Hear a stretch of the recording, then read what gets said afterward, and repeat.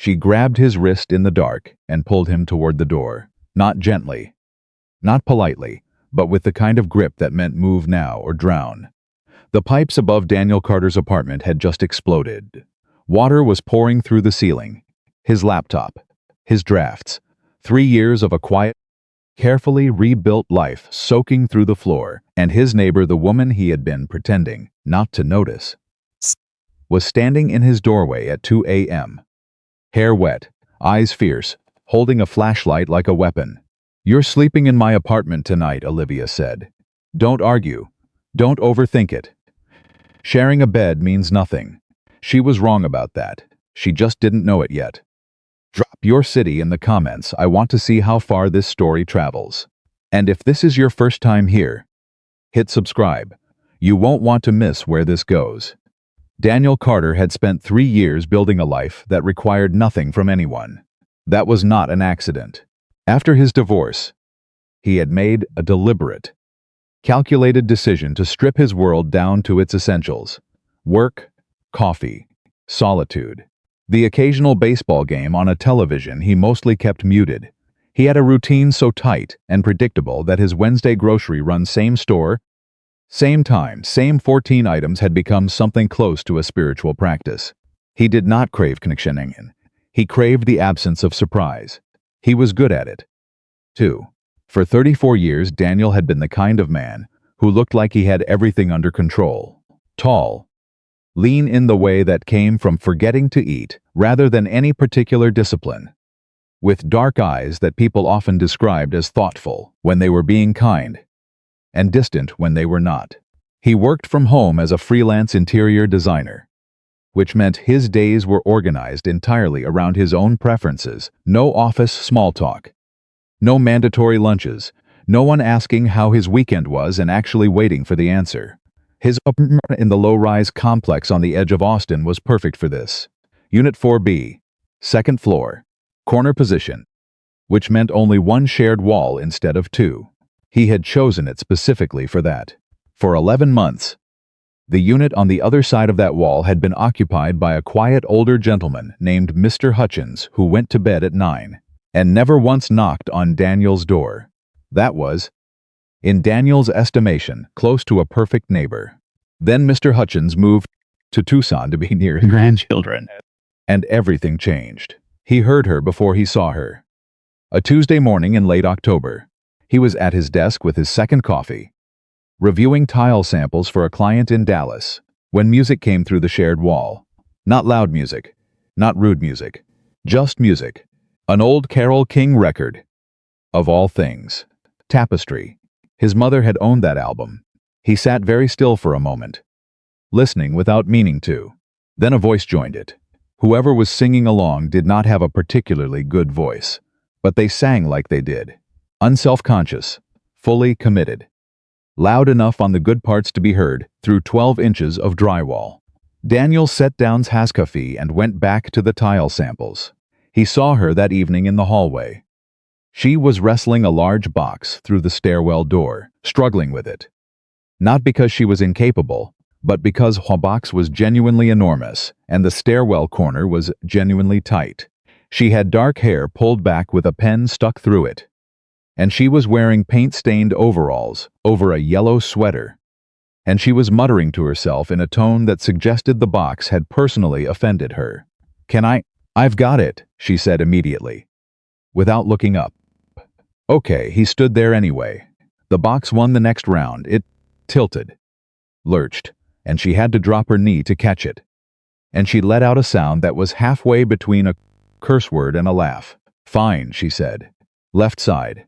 He grabbed the left side. Together they got it through the door and down the hall to the corner unit 4A, and she shouldered the door open, and they set the box down inside. He caught a glimpse of the apartment before she turned around. Half unpacked, colorful, chaotic, in a way that felt intentional rather than messy. "Thank you," she said, and finally looked at him directly. She had brown eyes, warm and sharp at the same time, the kind of eyes that were already assessing him, already filing information away. She was plus-size, broad-shouldered, soft-featured, with the posture of someone who had long since decided she was allowed to take up space and had stopped apologizing for it. She stuck out her hand. Olivia Bennett. Daniel Carter. 4B? Yeah. So you heard me singing this morning. It wasn't a question. She said it completely flatly, watching his face. Little bit, he said. She nodded slowly. I'll keep it down. You don't have to. She tilted her head, like she wasn't sure what to do with that. Then she smiled quick, slightly guarded, and said, Good to meet you, 4B. And that was essentially the end of their introduction. He went back to his apartment. He did not think about her for the rest of the evening. He told himself that for about 40 minutes before admitting it wasn't true. Olivia Bennett was. He would learn over the following months. Not a person who could be easily ignored. Not because she was loud. Not because she was demanding. But because she had a particular quality that Daniel, who spent his professional life thinking about how spaces felt, could not quite find the right word for. Presence. Maybe. The way certain rooms had it and others didn't, not about square footage. Not about furniture. But something deeper. Something that meant when you were in the space, you felt it. Olivia had that. She remembered everyone's name in the building. Every single person, the retired teacher on the first floor whose cat kept escaping. The young couple in 3C who had a baby that cried at midnight. The building super, whose legal name was Gerald, but who everyone called Buck for reasons no one could remember. She remembered them all. Used their names, asked specific questions that meant she had actually listened the last time she saw them. Daniel watched this from a distance and found it baffling. He was not unfriendly. He was just economical. With words, with attention, with the energy that people seem to spend on each other, constantly and without apparent concern for the cost. Olivia appeared to have an infinite supply of that energy and no interest in conserving it. You know, Buck's wife is in the hospital, she said one morning, appearing in the hallway as Daniel was getting his mail. It was about 3 weeks after she'd moved in. She said it like they were mid-conversation. I didn't know that, Daniel said. Knee surgery. She'll be out for 6 weeks. Olivia was already moving toward the super's ground floor apartment, carrying what appeared to be a full container of soup and a loaf of homemade bread. He hasn't been eating right. You can tell. How can you tell? She paused, looked back at him over her shoulder. Because I look. She said it without judgment, just as a statement of fact. And then she went and knocked on Buck's door. Daniel stood in the lobby with his mail for longer than was strictly necessary. He started noticing other things after that. The cookies outside Mrs. Reardon's door on the first floor every Thursday, without exception, wrapped in wax paper with a note. The way Olivia propped the main entrance door when she saw the young couple from 3C struggling with a stroller. The way she laughed in the laundry room, loud and without self-consciousness, at something on her phone, and didn't seem to register that 2 other tenants were there watching her with that particular expression people wore when they disapproved joy that didn't include them. She talked to him more over those months, casually, the way neighbors do when they share a wall and a mail area and an elevator that was out of service more often than not. He learned that she worked in food service management. She ran the kitchen operations for a regional catering company, and that she had moved from Nashville after a relationship ended in a way she described only as spectacularly and entirely his fault. But I'm not bitter. He learned that she drank her coffee black and had opinions about it. He learned that she had a whiz for old movies, specifically the melodramas of the 1950s. The big weeping ones with orchestral scores, and that she watched them on weekend afternoons with what she called an appropriate amount of snacks. He learned that she was funny, genuinely, unexpectedly funny in the dry, observational way that only worked if the person doing it was also paying close attention to the world around them. He also learned that she deflected. Anytime a conversation got personal, anytime someone looked at her for a second too long, or said something that landed too close to real, she pivoted. A joke, a subject change, a sudden urgent need to be somewhere else. He recognized the mechanism because he used a version of it himself, though his was colder and hers was warmer, and hers was therefore considerably more effective. He recognized it, and he did not push. That was not his nature. But he noticed. The night of the storm was a Thursday in November. It had been raining for 2 days, not the dramatic Texas thunderstorm kind of rain, but the slow, relentless, cold kind that soaked into everything and made the whole city feel damp and irritable. The complex was old. The pipes on the 3rd floor had been a subject of conversation between the tenants and the property management company for the better part of a year, and the property management company had responded to this conversation the way property management companies generally responded to tenant concerns, which was to say they had responded with a series of emails that promised action and delivered nothing. Daniel was working late. A residential project in Highland Park. He was reworking the entire 1st floor layout, and the clients kept changing their minds about the kitchen, which was the kind of thing that drove him insane in a quiet, professional way that he expressed only in the form of very slightly more terse emails than usual. He heard it at 1:47 a.m., a sound like something enormous releasing, like a held breath, but made of water and old metal, and then, through the ceiling above his kitchen, through the shared infrastructure of a building that was 32 years old and had never been loved the way it should have been, water began to pour. Not drip. Pour. He was on his feet immediately, moving without thinking. Laptop, external drive, the folder of client documents on the desk. He grabbed them all and threw them into his work bag. The water was coming fast. Shockingly fast, dark with the rust and sediment of old pipes. And it was already reaching the edge of his desk and spreading across the floor, and he was standing in it. Cold water through his socks when his front door opened without a knock. Olivia was there. She had clearly been asleep. She was in an oversized university t-shirt and flannel pants. Hair loose, no pen, but her eyes were fully alert, and her hand was already reaching for his wrist before she'd said a single word. "Come on. Grab the bag. Come on. Olivia, I need to—" Daniel. Her grip tightened. Not hard enough to hurt. Hard enough to mean it. The ceiling on 3 is completely gone. The water is in the walls. You need to leave right now. He looked back at his apartment. At 3 years of careful, constructed solitude, soaking into the hardwood floors. He grabbed his bag and went. In the hallway, there was controlled chaos. Buck was already there, on the phone with the emergency maintenance line and an after-hours contractor simultaneously, his face wearing the expression of a man who was deeply unsurprised and deeply exhausted. Mrs. Reardon from 1B was in the lobby with her cat under her arm. The young couple from 3C, the Garcias, were standing at the top of the stairs with their baby and 2 hastily packed bags. Looking shell-shocked, Olivia moved through all of it with a kind of calm that Daniel found almost alarming. She got the Garcias settled in the lobby. She found a second carrier for Mrs. Reardon's cat so she could have her hands free.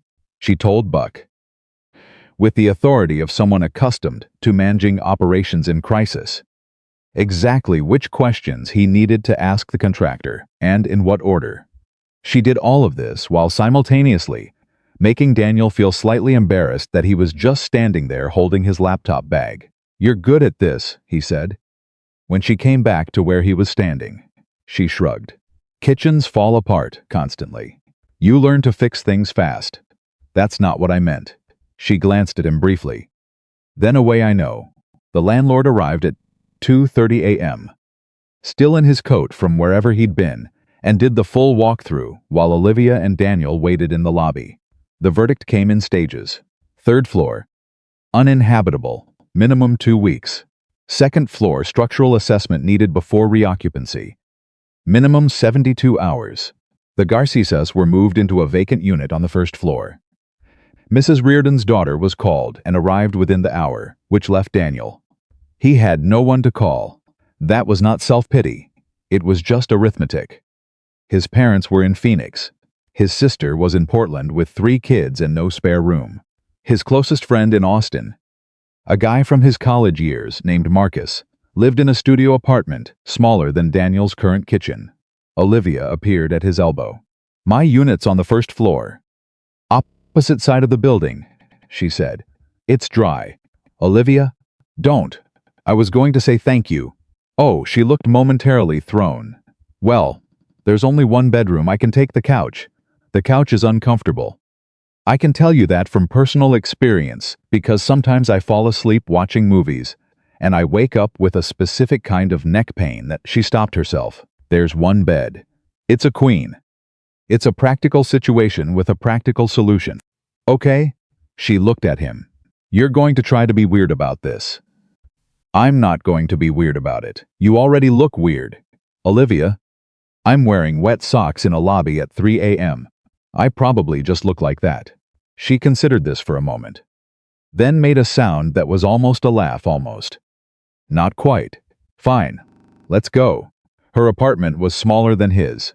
She'd done something interesting with the space, though the way she'd arranged it made it feel intentional rather than cramped. Color on the walls. Real art. Not prints. A kitchen that looked genuinely used, with herbs in small pots on the windowsill and a good knife block and a heavy cast iron pan on the stove that had the patina of years of actual cooking. She pointed him toward the bathroom and handed him a clean towel without ceremony.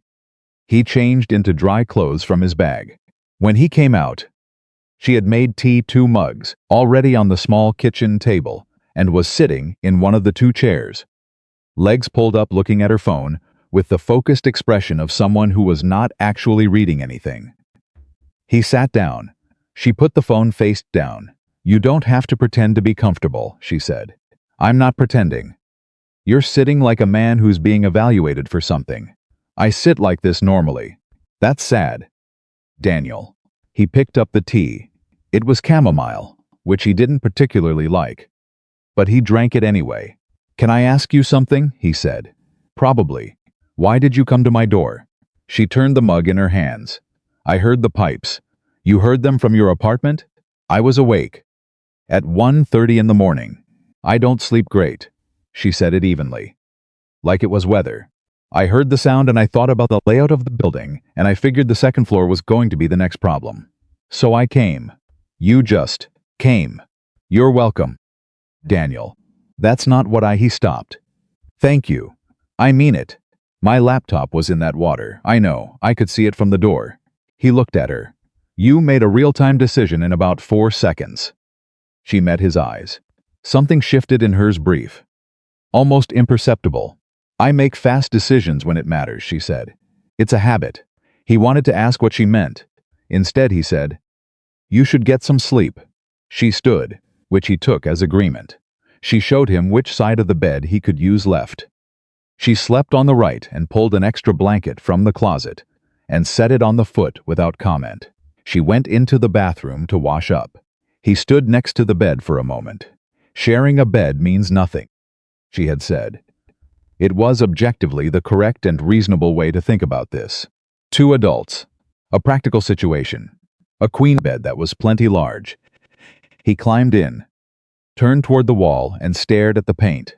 He heard her come back into the room, heard the click of the lamp on her side, felt the slight shift in the mattress when she settled in. Daniel, she said. In the dark. Yeah. I don't actually think this means nothing. A pause. I just needed to say that out loud, she continued. Her voice quieter now, different from the voice she used in daylight. Not to you.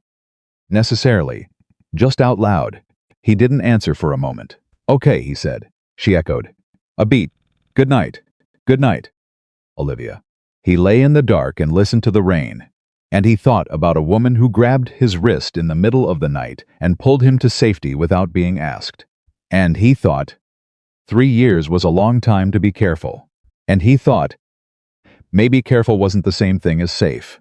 Outside, the storm kept coming, patient and relentless, pressing its hands against the windows of the small apartment where 2 neighbors lay awake in the dark. Not quite touching, not quite turning away, each one waiting for the other to admit that sharing a bed, even in silence, even at a careful distance, was already meaning something they hadn't accounted for. It always did. The question was what they were going to do about it. He was still awake at 4 in the morning, not because of the storm, not because the bed was unfamiliar, or because the pillow smelled like someone else's shampoo lavender and something warmer underneath. Something he couldn't name and kept noticing anyway. He was awake because of what she had said. I don't actually think this means nothing. 7 words. Said to the dark, to no one in particular, in a voice that was quieter and more unguarded than any voice he had heard from her in 11 months of being neighbors. And then, she had simply pulled the blanket up and gone to sleep, or at least done a convincing impression of it, and left those 7 words floating in the air of the room like something that had weight. Daniel was a man who worked with space for a living. He understood proportion. Negative space, the way 2 things could be close together without touching and still define each other by their proximity. He understood that the distance between things was not the same as absence. He lay on the left side of the bed and stared at the ceiling and thought about that. By 5:30, he gave up on sleep entirely. He moved carefully, slow and quiet, off the mattress and into the kitchen. He found coffee in the second cabinet. He tried good coffee. Whole bean, a grinder on the counter, and he made a full pot because it seemed like the kind of morning that required a full pot. He was on his second cup when she appeared in the kitchen doorway. Her hair was loose and slightly chaotic. She was still in the flannel pants and the university t-shirt, University of Tennessee, he noted, which surprised him because she'd never mentioned going there, and she had the look of someone who had also not slept particularly well but was not going to announce that. She looked at the coffee pot, then at him, then at the coffee pot again. You made coffee, she said. You had good beans. You used the grinder? You had a grinder. She came into the kitchen, poured herself a mug, and tasted it with the focused attention of someone conducting a professional evaluation. A pause. Something shifted in her expression, not quite a smile, but the architecture of one. That's actually good, she said. Like it surprised her. I've been making my own coffee for 12 years. Most men can't make coffee. Most men don't try. She held the mug with both hands and leaned against the counter and looked at him across the small kitchen in the early morning light. And for a moment, neither of them said anything. It was not an uncomfortable silence. It was the kind of silence that happened between people who were both deciding something. About last night, she started. You don't have to. I said something. You said something to the room. Not to me. She studied him. Does that distinction matter to you? It seems like it matters to you. She looked down at her coffee. A long beat. I say things sometimes when I think no one's listening. It's a bad habit. Olivia. I'm not going to make it weird. She looked up. Something moved through her eyes. Relief. Maybe, or the guarded version of it. Okay. I'm also not going to pretend I didn't hear it. The relief, if that's what it was, pulled back slightly. Daniel, I'm just saying I heard it. That's all. I'm not asking you to explain it. She held his gaze for 3 full seconds, which was longer than she usually held anyone's gaze when things got close. Then she nodded. Once, and turned toward the window with her coffee. Buck texted, she said. They're doing the structural assessment today. Probably won't know about the second floor until tomorrow afternoon, at the earliest. So we're here another night, at least. I'll order groceries, for the both of us. You're already hosting. She turned back, and this time the almost smile made it all the way. You cook? Adequately. That's the least confident thing I've ever heard a person say about themselves. I'm being honest. I can make 5 or 6 things well. Everything else is adequate. What are the 5 or 6 things? He thought about it. Pasta, roast chicken, eggs, multiple preparations, chili. But only in winter and only when it's been a bad week. Why only bad weeks? Because good chili requires a certain of emotional investment that I can only access when I'm already irritated about something. She laughed, a real one. Not the guarded version. It came out fast, like she hadn't planned to let it. And she pressed her lips together right after, like she might be able to catch the tail end of it. That, she said, is the most interesting thing you have ever said to me. It's barely 7 in the morning. Still counts. He ordered groceries. She took a shower and emerged with her hair still slightly damp and the pen back in it. In a fresh sweater, the color of dark rust that she wore, with the easy unself-consciousness of someone who knew what suited her and had stopped negotiating about it.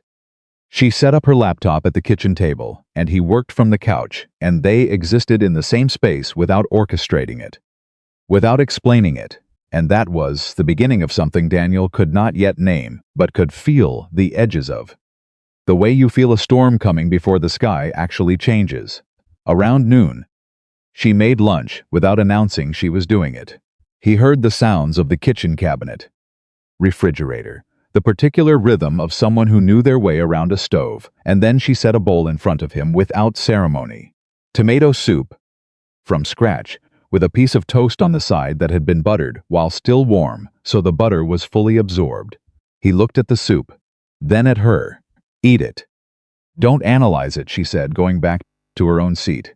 He ate it. Was, without qualification, the best tomato soup he had ever had. He thought about saying that and decided it would embarrass her in a way she wouldn't want. So instead he said, "The seasoning." She looked over her laptop screen. "What about it?" "There's something in there I can't identify. Trade secret. You're in food management. You're not actually a chef. I know enough to have trade secrets." She paused. "It's a little smoked paprika and a bay leaf you pull out before serving. Don't tell anyone." He nodded seriously. "Classified." She smiled at her screen. He saw it even though she'd turned away. The afternoon passed. She took a work call at 2, something complicated involving a vendor contract and what sounded like a very specific disagreement about refrigeration units, and he listened to her from across the apartment with the involuntary attention of someone, noticing for the first time how someone else operated in their professional element. Her voice changed completely on the call. She was still warm, still herself, but underneath the warmth was something made of iron. She knew exactly what she wanted. She knew exactly where the leverage was. She did not raise her voice once. But by the end of the call, the vendor had agreed to everything she'd asked for. When she hung up, she caught him looking. "What?" "Nothing. You're good at that." "Vendor management?" She waved a hand. "It's just math. Figure out what they need more than you do. Then you know exactly how far you can push." "Is that how you think about people? What they need more than you?" The question came out more direct than he intended. She went still for half a second. "No," she said. "That's just for vendors. What about everyone else?" She tilted her head. "Why are you asking?" "Curious." "You've been curious a lot today for a man who claims to be adequately functional." "Olivia." She closed her laptop. Slowly, like she was making a decision about it. "I think about what people carry," she said finally. "Not what they need. What they're already holding. Because if you know what someone's carrying, you know where they're fragile, and then you know not to push there." He was quiet for a moment. "That's a careful way to live. It's a kind way to live." "Is there a difference?" She looked at him steadily. "There's a big difference, Daniel. Careful is about protecting yourself. Kind is about protecting them." He let that sit where she'd put it. "Which one are you doing?" he asked. She picked up her coffee mug, found it empty, and stood to go refill it. "Both," she said. "From the kitchen. Usually at the same time. It gets complicated." He believed her. The second night came with less ceremony than the first. She made dinner pasta, because he'd mentioned it was one of his 5 things, and she seemed to want to verify the claim. And he made it while she sat at the kitchen counter and offered what she called emotional support, and what he privately characterized as a running commentary on his technique that would have been annoying from anyone else and was somehow not annoying from her.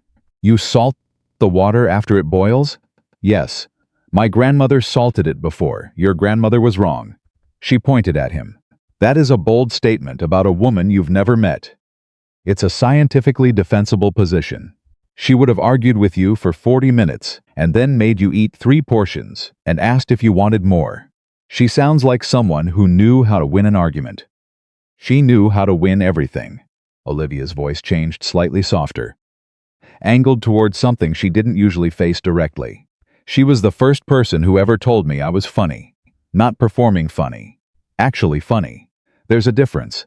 Daniel stirred the pasta and said nothing, which was what the moment called for. She died 4 years ago, Olivia continued. I still catch myself wanting to call her when something good happens. What do you do instead? Usually I cook something she taught me. A pause. That's where the soup recipe comes from. He turned to look at her. She was looking at the counter, tracing a scratch in the laminate with one finger. She sounds like she was someone, he said. She was everything. Olivia looked up and caught herself that pivot mechanism engaging. Visible this time because he was watching for it. Okay. How's the pasta? Tell me the pasta is almost done. This is getting emotionally inconvenient. 2 minutes. Good. Good. Fine. She slid off the counter stool and went to get bowls, moving with deliberate purpose, putting physical action between herself and the feeling she'd almost let him see. He let her have that. He did not push, but he filed it away. They ate at the kitchen table because the idea of the couch felt too deliberate, too much like a choice about proximity that neither of them was ready to name.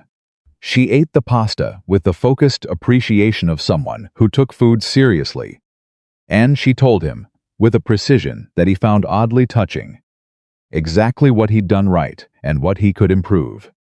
And he listened and didn't defend himself because she was correct on both counts.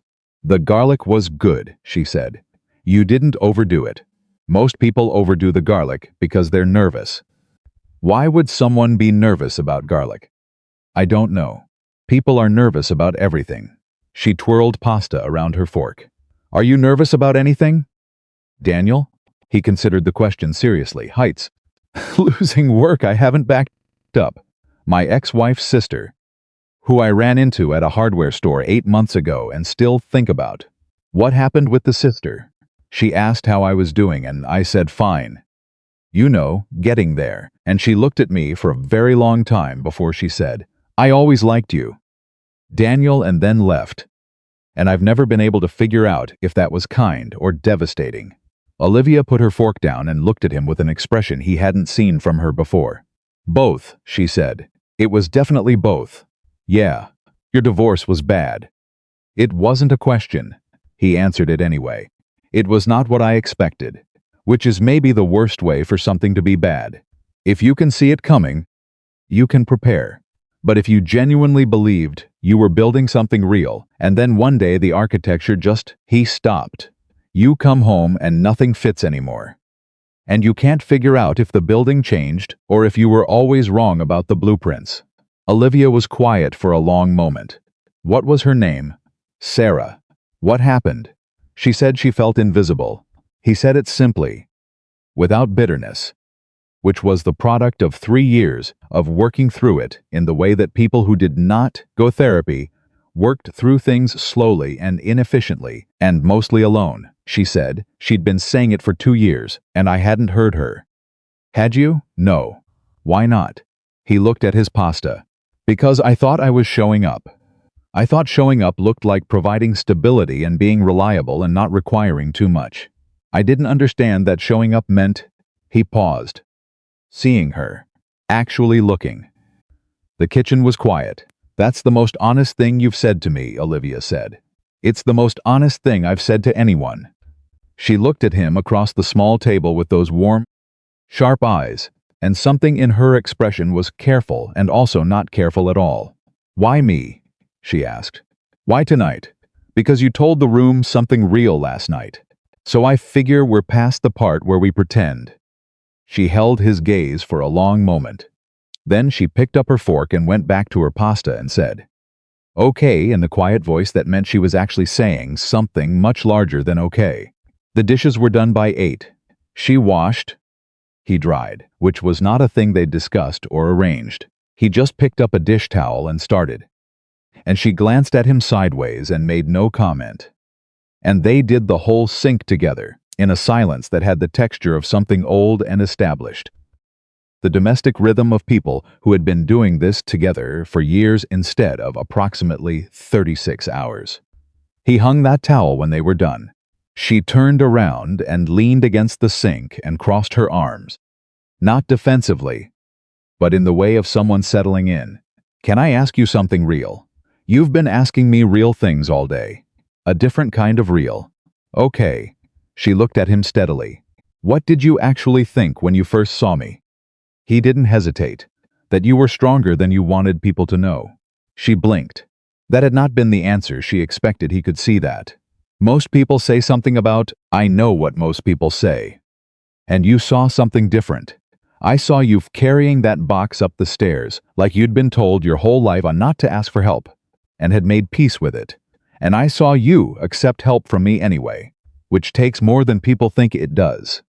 Her jaw was tight in the way that meant she was managing something. You noticed a lot. I noticed you. The silence after that had weight. She unfolded her arms. She looked somewhere to the left of him. Then back. People usually notice other things first. I know. Doesn't bother you? What? What they notice. About me. He looked at her directly. Should it? It bothers them. Then they're attention to the right things. She made a sound that wasn't quite a laugh and wasn't quite a breath. She turned back toward the window. And when she spoke again, her voice had a different quality, older. Like something she carried at a depth she didn't usually let anyone see. I was engaged, she said. 3 years ago, Nashville. His name was Marcus, different Marcus than any Marcus you know. The universe isn't that small, okay? He proposed on a Tuesday. Which should have told me something. Who proposes on a Tuesday? Someone who's not sure enough to make it an occasion. Yes. She said it, like he'd confirmed something she'd always known, but hadn't been able to articulate. And I thought, Olivia, this is what you wanted. This is someone choosing you. Be grateful. She stopped. That was his word. Grateful. He used it a lot.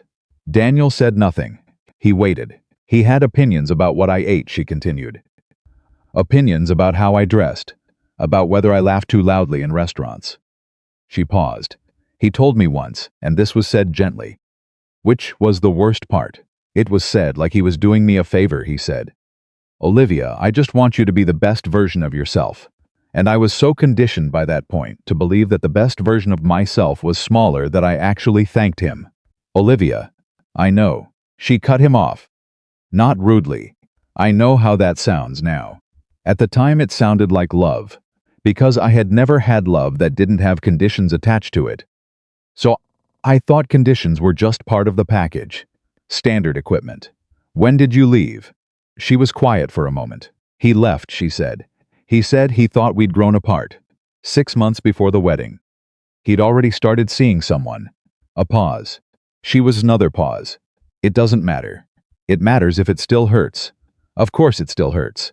She said it plainly. Without drama. Not because I wanted him. By the end I didn't. But because of what it confirmed. Every voice I'd ever heard telling me I was too much. Too big. Too difficult, he became proof. That's the damage that kind of thing does. It doesn't just break your heart. It validates every terrible thing you'd already been told about yourself. Daniel moved. Not toward her. Just away from the counter. Repositioning slightly, because the distance between them had started to feel like it required too much maintenance. You know that's not what it confirmed, he said. Intellectually. But not in the way it matters. She looked at him. Knowing something intellectually and believing it in the part of yourself that makes decisions in the dark at 2 a.m, those are two completely different countries. See, Daniel, you know that. He did know that. Yeah, he said. I do. Sarah? She said simply. Sarah, he confirmed. They stood in the kitchen of her small apartment looking at each other. Two people who had arrived at the same geography from completely different directions. Both carrying the specific weight of having once believed they were loved, and having the floor go out from under them. We're a pair, she said. We really are. She smiled. Small and genuine and not hiding anything. Go sit down. I'll make tea. I don't actually like chamomile. She turned to the cabinet. I know. I have English breakfast too. I was testing you last night. Testing me? To see if you'd complain. And since I didn't, you passed. She found the English breakfast and held it up. Conditional upgrade. He went to the couch and sat down. And there was something deeply strange and deeply comfortable about the act of it, sitting on her couch.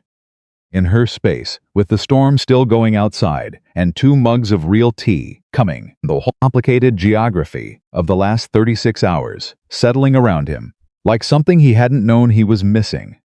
She brought the tea and sat beside him, not at the other end of the couch, beside him, with a reasonable and unremarkable space between them, the kind of space that acknowledged they were aware of each other. They watched rain hit the window. "Can I tell you something?" she said. "You've been telling me things all night. This one is different." "Okay." She held her mug in both hands and looked at the window. "I came to this building because I needed a fresh start, which is a thing people say when they mean they're running from something. In my case, I was running from a city where every coffee shop and corner and Sunday morning farmer's market had his face on it in my memory. I needed to go somewhere that was clean. Austin. Austin." She paused. "And then I moved in next to a man who barely makes eye contact in the hallway, and I thought perfect. This is exactly right. This is a fresh start. This is going to be simple. And instead," she turned to look at him. "Instead, you looked at me like you were actually seeing me, and I've spent 11 months trying to figure out what to do with that." The room was completely quiet. "11 months," he said. "Don't make it weird." "I'm not making it weird. You've got the face." "What face?" "The face where you're processing something, and you go still like a computer running a big file." He looked at her. He was, in fact, very still. "I've been trying not to notice you," he said, "for approximately the same amount of time." She absorbed that. "Because you didn't want to?" "Because I was scared of what it meant if I did." The space between them on the couch felt different than it had 5 minutes ago. Not smaller, the same, but charged in a way that both of them were aware of, and neither of them was willing to misuse. "We're both idiots," Olivia said, deeply. "This could have been a shorter process, probably, if either of us had." "We weren't ready," he said. "You know we weren't." She considered that. Nodded. Slowly. "Yeah." She looked back at the window. "What about now?" The question sat between them like something fragile. He didn't answer immediately. He thought about Sarah. He thought about the way he had built a life around the absence of surprise and called it peace. He thought about a woman grabbing his wrist in the dark and pulling him out of rising water without being asked, without calculating the cost, just doing it, because that was who she was. "I don't know," he said honestly. "But I think I'm less scared of it than I was yesterday." She looked at him sidelong. "That is, objectively, the least romantic thing anyone has ever said." "I'm working on it." Clearly. But she was smiling, really smiling. The full one, the one she didn't edit. "Less scared is enough for tonight," she said. "Less scared is actually a lot." He nodded. She finished her tea. He finished his. The storm outside had shifted from urgent to steady. The kind of rain that had given up on drama and committed to endurance. She fell asleep before he did gradually, listing slightly to her right until her shoulder was close enough to his that he could feel the warmth of her even without contact. He did not move away. He sat with his empty mug and his complicated chest and the sleeping woman beside him who had lived next door for 11 months, while he was very carefully not seeing her. And he thought about blueprints and about what it meant to actually look, and about all the rooms he had designed for other people that he had never once designed for himself.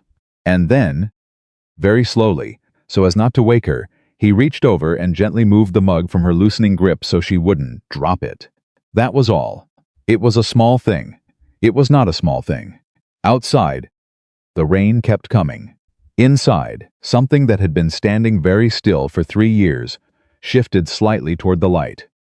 Without ceremony, without announcement, the way things change when they are finally ready quietly, in the dark while no one is watching. She woke up on the couch, not in bed, on the couch, with a blanket over her that she did not remember putting there, and a crick in her neck that confirmed what she already suspected, which was that she had fallen asleep sitting up sometime during the second hour of the rain. The apartment was gray with early morning. The storm had quieted to something low and steady, more presence than sound. Daniel was not on the couch. She heard him before she saw him, the careful sounds of the kitchen. Someone trying not to make noise and mostly succeeding. Coffee grinding, Briefly, the soft knock of a cabinet closing. She lay still for a moment and listened and felt something strange move through her chest. Something warm and slightly alarming, the way sunlight feels on skin that hasn't been warm in a long time. She sat up and pushed the blanket aside. He was at the stove with his back to her, in yesterday's clothes, which on most people would look like defeat, and on him just looked like a man who had been awake for a while. She watched him without saying anything for longer than she should have. Then she said, "You covered me." He turned. Your grip on the mug loosened. I figured the blanket was the next logical step. You didn't have to. I was up. She looked at him across the room. That's not why you did it.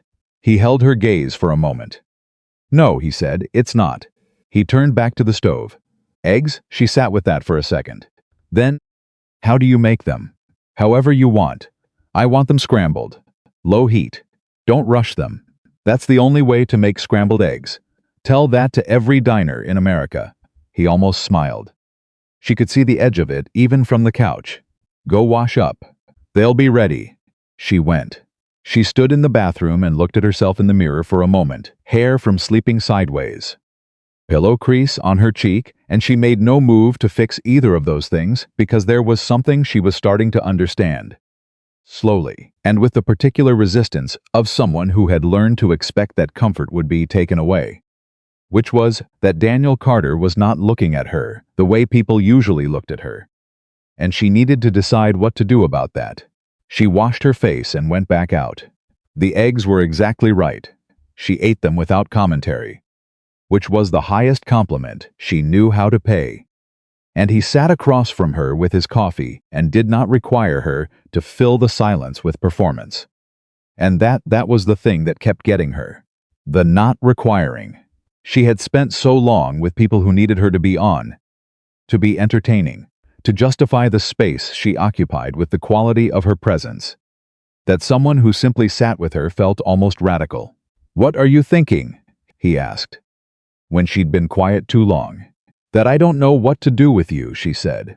Honestly, without the joke attached. He considered that. In what sense? In the sense that you keep doing things that make it hard to keep a reasonable distance. You're the one who offered me your apartment. That was practical. And the blanket? Was me covering you practical? She looked at him. That was different. Yeah, he said. It was. The morning went slowly in the way of mornings that have nowhere to be. Buck texted at 9 to say the structural assessment would take until at least 3 in the afternoon. Olivia relayed this information without visible emotion. But she set her phone down with slightly more care than it required, which Daniel noticed and said nothing about. She called into a work meeting at 10, and he gave her the bedroom for privacy without being asked. He went back to the couch with his laptop and worked on the Highland Park kitchen layout, moving walls in the architectural software, trying to see something about the space that had been bothering him for a week. He found it 20 minutes into the meeting, a load-bearing consideration that changed the entire fire floor plan, and he had to actively stop himself from going to knock on the bedroom door to tell Olivia about it, which was a thing he registered only because he didn't understand it yet. She came out of the bedroom at 11:15, phone still to her ear, and went to the kitchen and refilled her coffee. And on her way back, she glanced at his screen and stopped. She mouthed, "What is that?" He turned the laptop so she could see.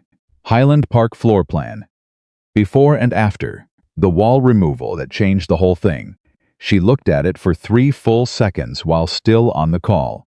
Then she pointed at the after version and gave a thumbs up with such decisive certainty that he felt something embarrassingly close to pride. She went back into the bedroom. He turned the laptop back around and looked at the after version with new eyes. She came out at 11:30 and said, without preamble, "The wall that you removed, was that your idea or the client's?" "Mine. They've been going back and forth on the kitchen for 8 weeks. I stopped waiting for them to figure it out. Bold.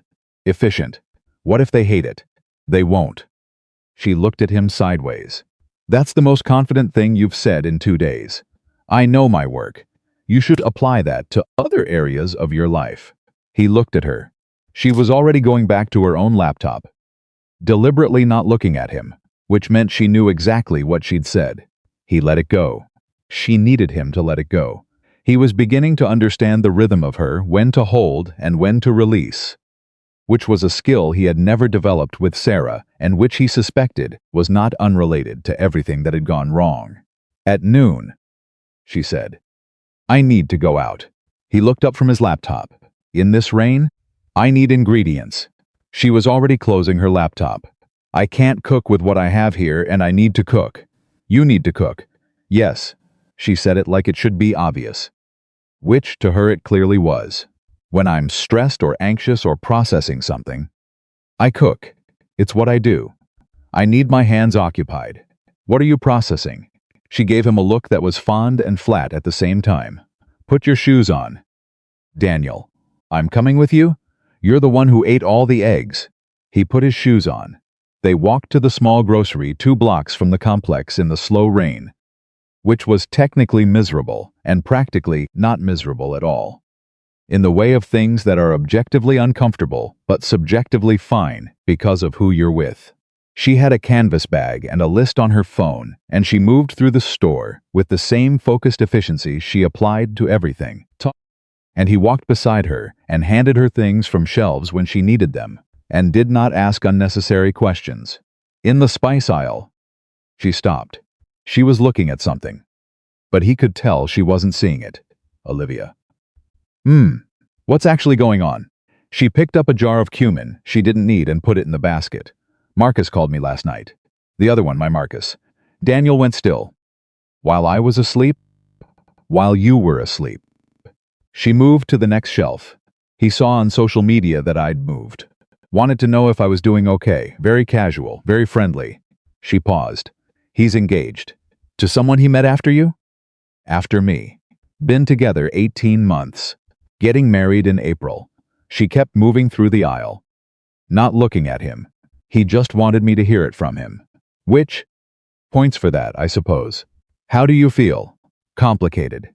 She stopped in front of the canned tomatoes and stood there. "Not because I want him back. I don't. I promise you, I don't. I have enough self-respect left to know that."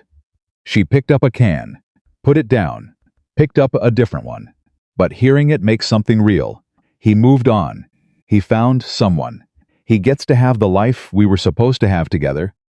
And I'm standing in a grocery store in a rain jacket that I need to replace.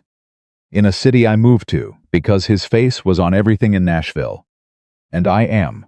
She stopped. Daniel reached past her and took the can of tomatoes she'd put down the first time and put it in the basket. "You're here," he said. "That's not nothing." She turned to look at him.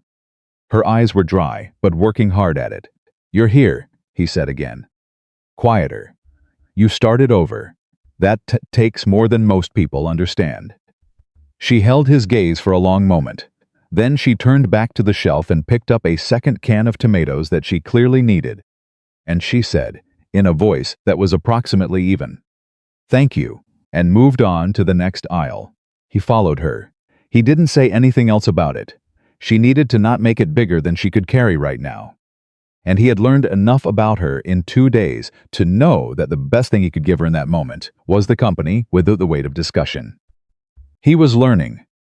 With her, that being present did not always require speaking. They walked back in the rain. She cooked for 2 hours, something complicated, involving layers and timing, and the kind of patient attention that could not be faked. And he sat at the kitchen counter this time, filling the role she'd assigned him the previous evening. And they talked about nothing significant. His worst client ever. A man in Westlake Hills who wanted his entire master bath in a shade of beige he described as whisper and which was indistinguishable to every human eye from every other shade of beige. Her worst event, a corporate gala for 400 people, where the refrigeration unit failed 3 hours before service, and she had to improvise an entirely cold menu from what was available. "What did you serve?" he asked. "Beautifully arranged charcuterie, elevated antipasto, and what I called deconstructed summer salads, which were essentially fancy bowls of vegetables with very good dressing. Did anyone know?" Nobody knew. She stirred something with authority. "That's the skill. The skill is making the emergency invisible. You do that in general." She looked up. Make emergencies invisible? Make effort look effortless. So people don't see how hard you're working. She was quiet for a moment. My ex would call that dishonest. Your ex sounds like someone who confused transparency with vulnerability and decided you owed him both. She stared at him. Where did that come from? I've been thinking about some of the things you've told me. You think about the things I tell you? Yes. Why? He looked at her steadily. Because they matter. She turned back to the stove. Her jaw was tight again.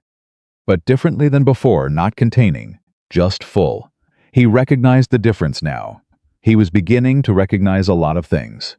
At 3:15, Buck texted to say the second floor assessment was complete, but repairs would take a minimum of 4 more days. 4 days. Olivia read the text aloud without expression.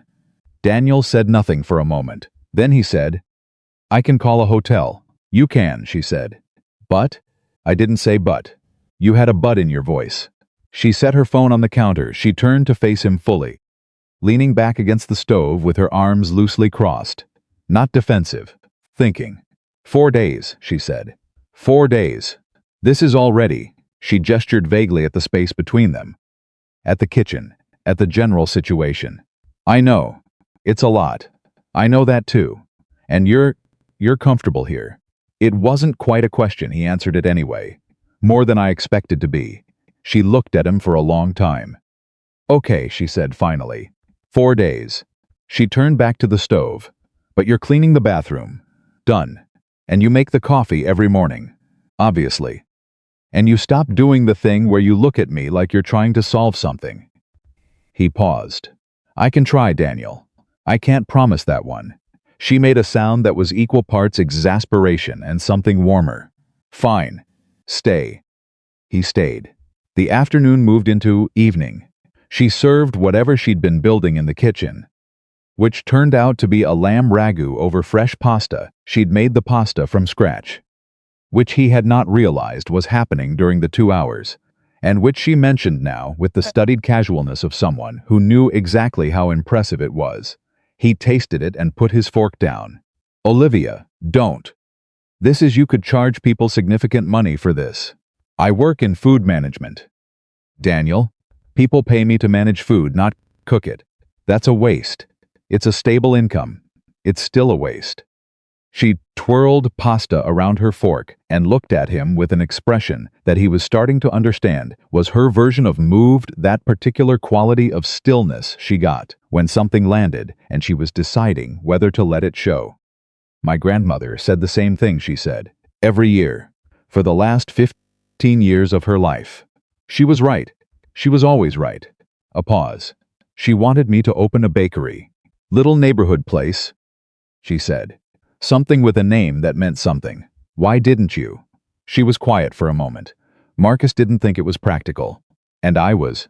She stopped. Started again. When you've been told often enough that your judgment about yourself is wrong, you stop trusting it. You start outsourcing the decisions to whoever seems more sure. He told you not to do it. He said he was being realistic on my behalf. Which is exactly what someone says when they want to make their limitation sound like generosity. Daniel set down his fork. Olivia, you should open the bakery. She looked at him. You don't know anything about my finances or my schedule or... I know what I've seen in 2 days. I know what that lamb ragu tastes like. I know how you move in a kitchen versus how you sound on a vendor call. And one of those is someone managing something, and the other is someone who is exactly where they belong. She was staring at him now. The full stop.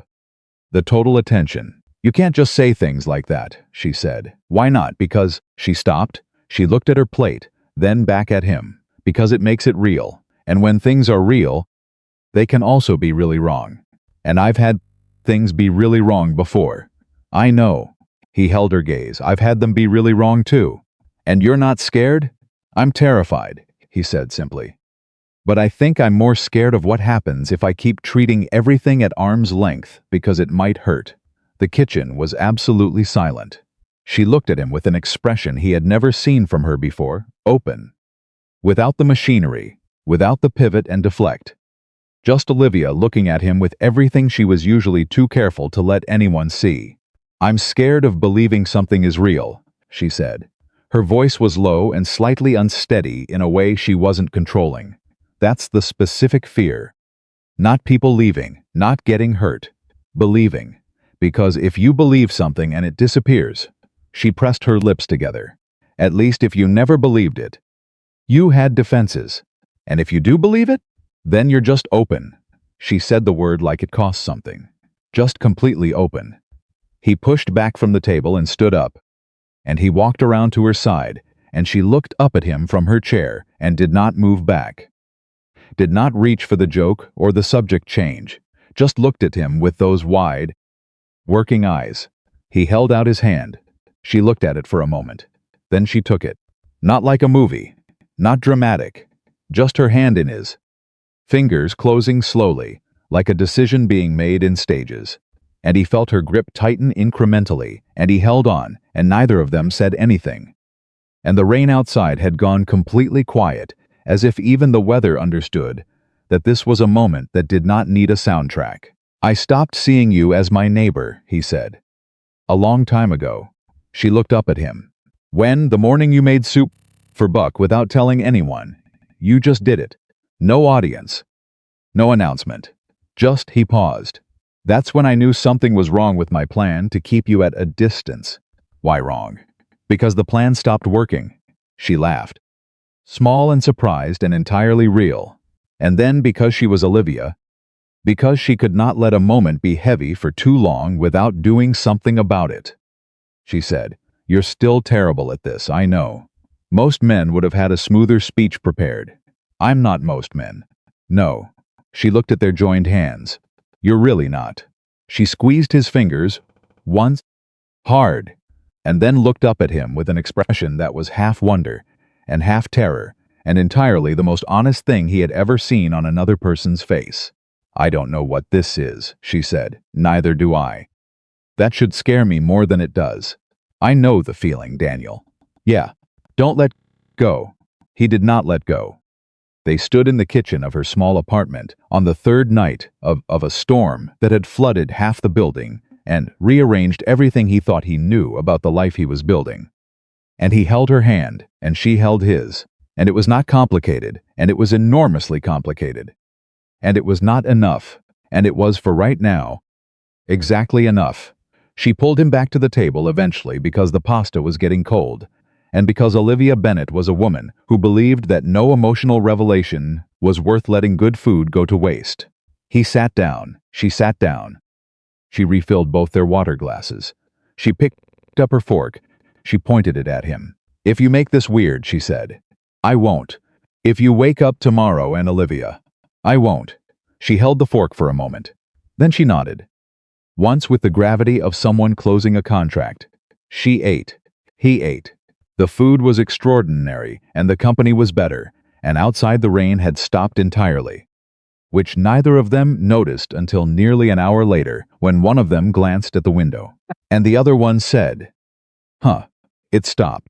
And the first one said, "Yeah," and neither of them made a move toward the idea of Daniel going back to his own apartment. Because his apartment was still damaged, and because that was not the reason neither of them moved, and they both knew it. He cleaned the kitchen. She dried. Same rhythm as the night before. Slightly closer, the domestic shorthand of two people who had covered significant in short time and were still figuring out the geography of it. She handed him a dish and said, without looking at him, "The bakery thing." He took the dish. "Yeah, I've thought about it. The name, the space, all of it. I have a notebook." "What's the name?" She paused for a second. "Bennett's. Simple. Direct hers. Just Bennett's. That's a good name. My grandmother's last name was Bennett. She kept her maiden name her whole married life, because she said she'd built something with it, and she wasn't going to hand it over." A pause. "I want to build something with it too." He set the dish in the drying rack and turned to face her. She was still looking at the sink. "Then do it," he said. "What would you need?" "What?" "To start. What would you actually need?" She turned to look at him with the expression of someone who had expected resistance and gotten none. "A business plan." Capital. A location. Someone to help me think through the spatial layout, because I have ideas about the interior that I've never been able to actually. She stopped, her eyes tracked to him. He saw the moment she connected the dots. Oh, she said. I design spaces, he said. For a living. Daniel, I'm not offering to do you a favor. I'm offering because I've heard you describe that kitchen and I know exactly what it should look like. She stared at him. You have an image of my kitchen in your head. I've had it since you mentioned it 2 days ago. It came together while you were on your call this morning. She was very still. And you were already thinking about it. I think about spaces the way you think about food. Automatically. Without trying. She set down the dish towel. She leaned against the counter. She looked at him with something that was enormous and careful at the same time. This isn't just a storm thing, she said. Is it? It was not a question. No, he said, it's not, she exhaled. Long and slow. The release of someone who has been holding something for a long time and has finally found a safe place to put it down. Okay, she said. Okay? Okay. She turned back to the sink, picked up the dish towel again, handed him the last bowl to put away. We'll figure it out. Yeah, he said, we will. The night wound down the way a night winds down when two people are too aware of each other to sleep, but also too careful to push past the territory they've already covered. She fell asleep on the couch again. This time deliberately, she said. She wanted to watch something and she was horizontal before the first scene ended. He covered her again. This time she didn't wait until morning to acknowledge it. She said, half asleep, eyes still closed. I know you're doing that. I know you know, he said. A small sound from her. Something between acknowledgement and contentment. He went to bed and lay on his side of the queen mattress and stared at the ceiling and thought about a notebook full of bakery plans that she had never shown anyone.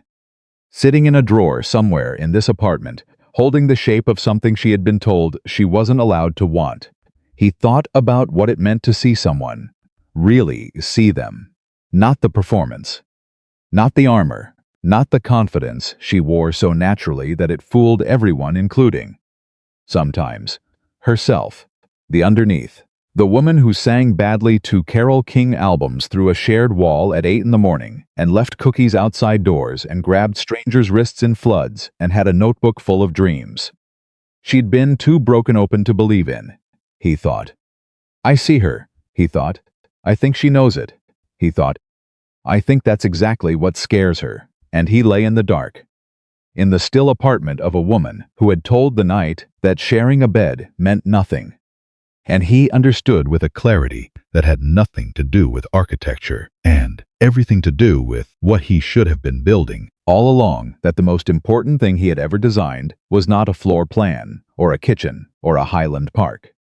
Open concept renovation that his clients would change their minds about twice more before it was done. The most important thing he was designing right now had no blueprint, no measurements, no carefully considered skill flow. It had only two people, and a little bit of courage, and a decision, made quietly in the dark, to stop treating distance as a synonym for safety. He closed his eyes. Outside, the stars were finally visible. The storm had moved on, the way storms do, leaving the air clean and the world slightly rearranged. Inside, two people were sleeping in the same apartment, on different furniture, with their hands at their sides and their hearts doing something neither of them had a name for yet. Yet was the operative word. He found the notebook on the fourth morning. Not snooping.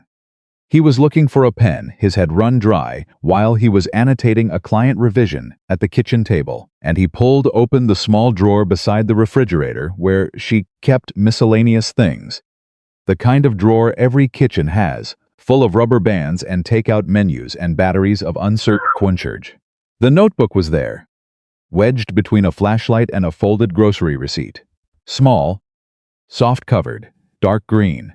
The word Bennett's written on the front in her handwriting, with a finality that suggested she had written it that way, from the very beginning, like she already knew the name even when she wasn't sure about anything else. He closed the drawer without taking a pen. He went back to the table and used a pencil instead. She came out of the bedroom at 7:45. which was later than her usual, and she looked like someone who had slept hard and was slightly suspicious of it. Her hair was down, the pen not yet inserted. She went directly to the coffee he'd already made, poured a mug, and stood at the counter for a moment, just drinking it. Eyes not quite focused, the specific expression of a person whose mind was already running a full program while their body was still booting up. He let her have the silence. At the 4-minute mark, she said, without turning around, "What are you thinking about?" "The Highland Park kitchen." "Liar." He looked up from his papers. "You can tell when I'm lying from the back of your head? You get quiet differently when you're working versus when you're thinking about something else." She turned around, leaned against the counter. "What are you actually thinking about?"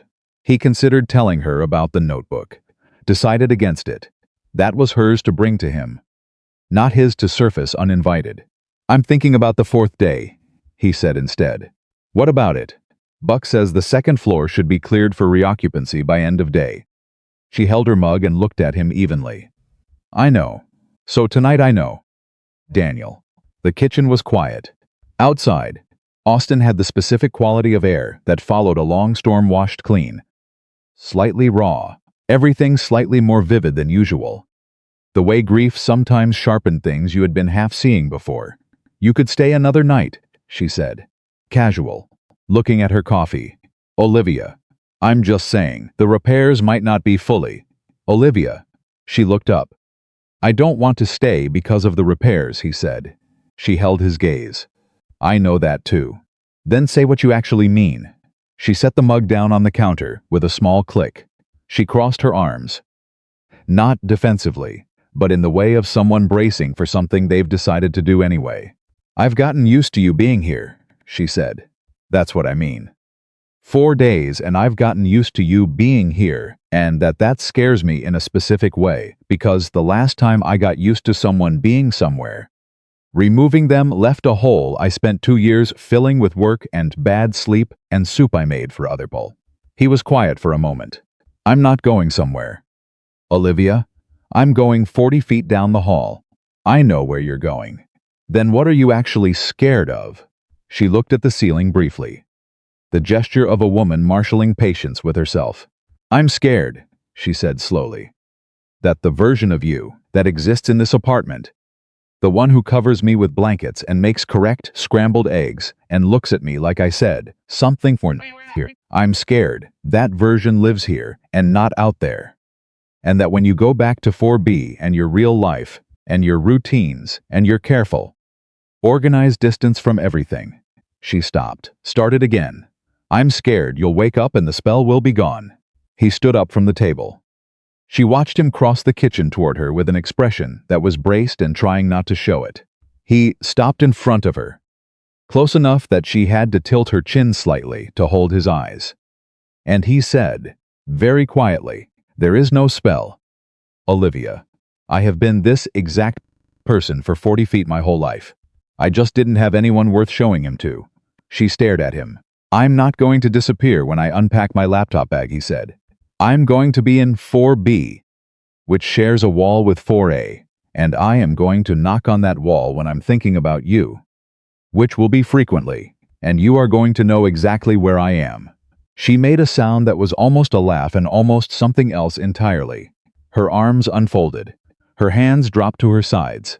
"That is Daniel. That is the strangest romantic thing anyone has ever said to me. I'll work on delivery. Please don't." She looked at him. And everything she usually kept 3 layers down was right on the surface now, visible and undefended. "I believe you," she said. "I want you to know that. I believe you. And that is a very new feeling, and I'm doing my best with it. That's all I'm asking." "Okay." She picked up her coffee again. Her hands were steady. "Okay, good." She turned back toward the window. "Now I'm going to make breakfast so I have something to do with my hands while I process the fact that I just said all of that out loud." "What are you making?" "Pancakes." "Can I help?" She pointed at the table without turning around.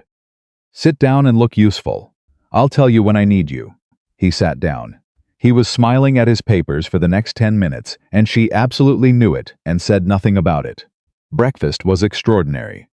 She made the kind of pancakes that required no syrups, which she provided anyway. The real kind. From a bottle she kept in the back of the cabinet for what she called special occasions. And when he raised an eyebrow at that, she said, "Don't read into it," in a voice that meant, "Read into it." They ate at the table, and the conversation moved easily across a dozen different topics, and for the first time in 4 days, the conversation did not have the weight of everything unspoken. because most of the things that needed saying had been said, and what remained was the good version of complexity, not the locked door kind, but the kind that meant there was more to explore. At 10:30, she got a call from a number she looked at for a moment before answering. Her face changed in a way Daniel read immediately, not alarm exactly, but a recalibration. She stood and walked toward the bedroom, and he heard only the first sentence before she closed the door. "Mom," she said. "Hey." He worked quietly at the table for the next 40 minutes. The bedroom door stayed closed. He could not hear the words through it. Only the rhythm and texture of the conversation. Long pauses. A few short responses. Once a silence so extended, he glanced up from his work without meaning to. She came out at 11:20. She sat down at the table across from him and put her phone face down and looked at it. "Everything okay?" he asked. "My mother," she said. "She's coming to Austin."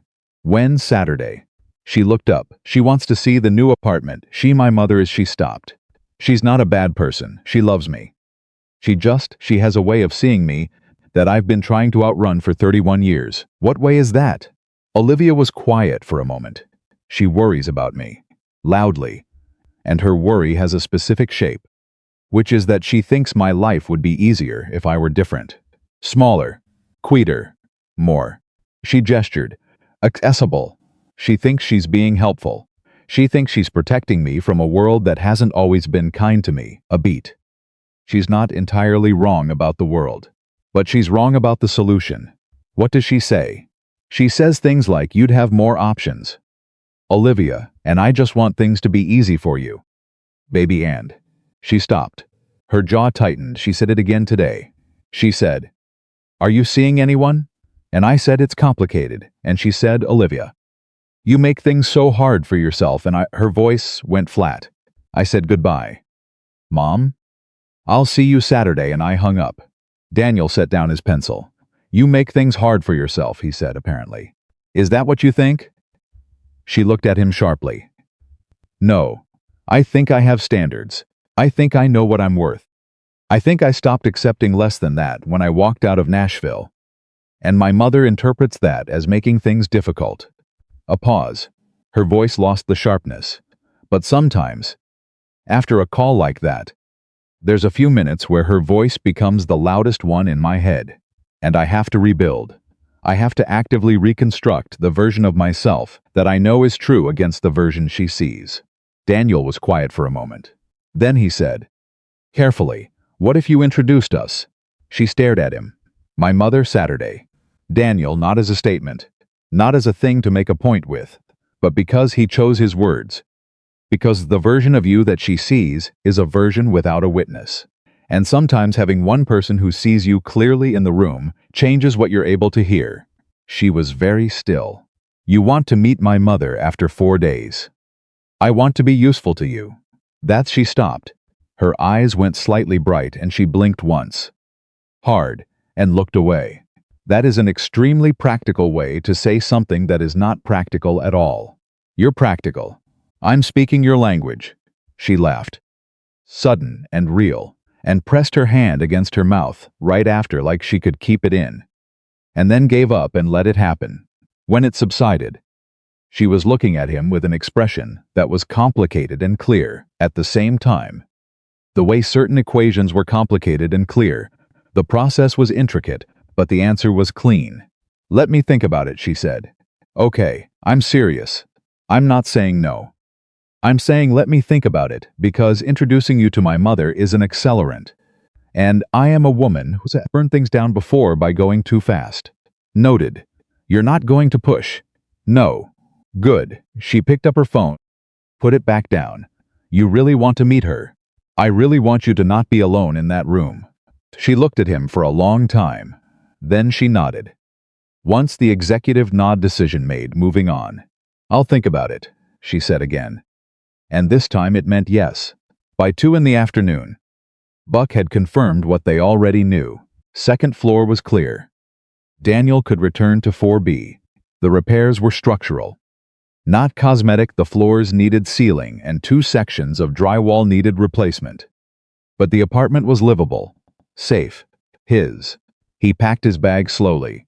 He was aware of her in the kitchen, doing something that didn't particularly need doing, occupying herself with a kind of deliberate busyness that he recognized, because he had done the same thing many times himself. He finished packing and came out of the bedroom with the bag over his shoulder. She was at the counter, reorganizing spices that were already organized. She did not turn around. "Olivia. I'm going to go get my apartment in order." "Okay. And then I'm going to come back and take you to dinner." She turned around. The spice jar in her hand was oregano. She looked at it, then at him. "You're going to come back. Tonight. 7 o'clock, actual dinner. Not takeout, not something we make here. Somewhere with a table and a menu and a reservation. You're going to make a reservation. I'm going to make a reservation right now. While you watch, so you know I mean it." He pulled out his phone. Something moved across her face that she didn't catch in time. "Daniel, where do you want to go?" She opened her mouth, closed it. "There's a place on South Congress. Small. They do wood-fired everything, and the noise level is exactly right. Which means loud enough that no one hears your conversation, but not so loud you have to shout." "Exactly." He looked it up, found it, made the reservation for 2 at 7:15, turned the phone so she could see the confirmation. She looked at the screen for a moment, then at him. "You actually did it. I told you I would. People tell me things, I know." He pocketed the phone. "I'm not most people." He picked up his bag. 7 o'clock. I'll knock." He walked to the door. He was half into the hallway when she said, "Daniel." He turned. She was standing in the middle of her apartment, oregano still in hand, looking at him with the full unguarded thing, no armor. No pivot, no machinery engaged, just Olivia looking at a man in a doorway. And something so close to terrified happiness on her face that it physically hurt to look at. "Thank you," she said, "for all of it." He held her gaze. "Thank you for the blanket upgrade." She laughed, pure, unedited. "Get out of here. 7 o'clock. I heard you." He went. He stood in his own apartment for the first time in 4 days, and it felt exactly like he'd expected it to feel, and nothing like he'd expected it to feel. Same space. Same furniture. Same carefully considered layout that he'd arranged with the specific goal of existing in it alone. But the solitude that had felt like peace before now felt like a provisional state, not permanent. Not the final answer he'd built it to be. More like a breath held, waiting for something. He spent 3 hours setting things right. The water-damaged floor sections were sealed with temporary compound by the maintenance team. The drywall patched but not yet painted. He moved his work things back to the desk, reconnected his monitors, made his bed with the particular care of someone who was suddenly aware that a bed was a statement about more than just sleep. At 5:30 he showered. At 6 he was at his closet, standing in front of it with the focused attention he usually gave to client selections, which was a thing he recognized and was not embarrassed about. His phone buzzed at 6:15. "Olivia." A text. "Is this a date?" He typed back, "Do you want it to be?" 3 dots appeared immediately, disappeared, appeared again. Then, "Yes, I want it to be a date. I'm saying that in a text because I'm slightly terrified to say it to your face, but I feel you should know." He read the text twice. Then he typed, "I'll see you at 7. She sent back a single response, a period, just a period, which he understood immediately and perfectly. It meant, noted, acknowledged. "We are doing this. Moving on. Don't make it bigger than I can currently handle." He was at her door at exactly 7. She opened it before he knocked, which meant she'd been ready, which told him everything. She was wearing a dark burgundy dress, simple. No excess, the kind of dress that knew exactly what it was doing. She had her hair down and the pen was conspicuously absent for the first time he could remember seeing her in the building. She was wearing earrings. She was looking at him with the expression of someone who had made a decision and intended to stand behind it. "You're on time," she said. "I said 7. Most people say 7 and mean 7:10. I said 7. He looked at her. "You look," he stopped. Because the word he reached for first was the right one, and he decided to say it without qualification. "Beautiful," he said. "You look beautiful." Olivia. She held very still for exactly 2 seconds. Then she picked up her bag from the hook by the door and said, "Okay, let's go," in a voice that was steady and slightly overwhelmed and managing both. They walked to the restaurant because it was close enough, and the air after the rain was exactly right clean. Slightly cool, the city smelling of wet concrete and cedar. They walked close together without quite touching, and twice the back of his hand brushed hers, and neither of them moved away, and neither of them reached. And that was its own kind of statement, that sustained almost contact. More deliberate than accident, and more honest than performance. The restaurant was everything she'd described. They got a corner table without planning it. She ordered without looking at the menu for long, which meant she'd been here before, and knew exactly what she wanted. And he found that endearing in a way that was difficult to explain and easy to feel. They ordered wine. She deferred to him on the bottle, and then immediately qualified the deference with 3 specific parameters, which he interpreted correctly as her testing whether he actually listened. He ordered exactly within her parameters. She noticed. She said nothing, but she noticed. They talked for 3 hours. Not about the 4 days. Not about the storm, or the water damage, or the bed, or the hand, or any of the specific tectonic events of the last 96 hours. They talked about everything adjacent to it, his work, her work, the bakery in more detail than she'd gone into before. His theory about why good spaces changed how people felt about their lives. Her grandmother's kitchen, and what it had taught her about what food was actually for. She said, "Food was how you told people they mattered," Olivia said. Not a substitute for saying it, in addition to saying it. She said, "You could love someone with words all you wanted. But if you cooked for them, you were making something with your hands specifically for them to take inside their body. That's intimacy at a level that words can't quite reach." Daniel held his wine glass and looked at her. "That's why you cook when you're scared." She met his eyes. "I cooked for you 4 days in a row." "I know. So you can draw your own conclusions." "I already did." She smiled. Slow and certain, and looked away toward the restaurant. And he watched her profile and thought about blueprints again, about the buildings that people never designed but lived in anyway. The ones built from accumulated choices, small and large. The ones that held up not because the architecture was perfect, but because the foundation was right. He reached across the table. He didn't take her hand. He just put his hand near hers on the table. Available, close, and waited. She looked down at his hand, then at him. Then she turned her hand over and let their fingers link together on the white tablecloth in the warm light of a restaurant that smelled like wood smoke and garlic. And she said, "I've been thinking about something." "What?" "What you said. About being useful. Yeah. I don't need someone to be useful to me. Daniel, I want you to know that. I've managed my life fine. I know that. I need someone who shows up. Not when it's easy, when it's complicated, when I'm scared, when my mother is coming and her voice is the loudest one in my head. I need someone who just stays in the room. I stayed in the room for 4 days. You did. I'll stay in the room." She squeezed his fingers. Hard. Like the night she'd taken his hand in the apartment. Like a decision confirmed. Like the closing of something and the opening of something else simultaneously. "Then we should talk about the bakery," she said. "Seriously. With numbers and a timeline. Okay. And I want to see your design ideas. The ones you said you already had. I have sketches." "Of course you do."